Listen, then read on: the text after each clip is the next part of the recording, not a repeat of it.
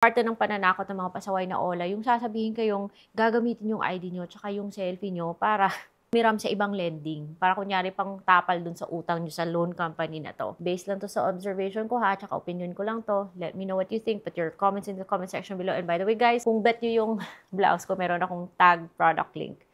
Anyways, so yung mga online loan platforms, di ba, ida-download nyo yung app. Tapos may iba sa kanila na tumatanggap ng upload ng ID mo. But do remember na yung mga online loan platforms, meron silang liveliness check, di ba?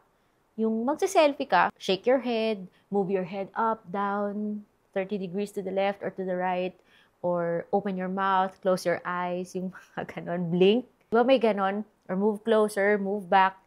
So, most likely, kung i-upload lang nila yung picture nyo, hindi uubra yun. Anong gagawin nila? Ipiprint nila yung picture mo, pagkatapos pipicturean nila yung ganon. Hindi rin uubra yun kasi grainy. Poor quality pa ganon.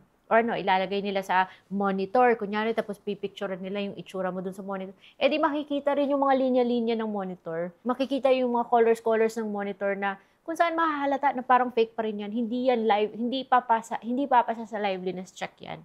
Kaya pag sinabi ng agent, gagamit yung ID nyo, tsaka yung itsura nyo sa pag uutang sila sa ibang lending para pangtapal, huwag na kayong makipagsagutan guys, huwag nyo nang patulan. Kasi usually yung mga text na yan, template yan.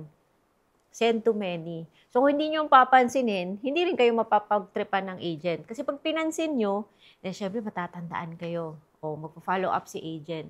So huwag nyo nang pansinin. Pero opinion ko lang yung guys ha. Please let me know what you think. Comment below.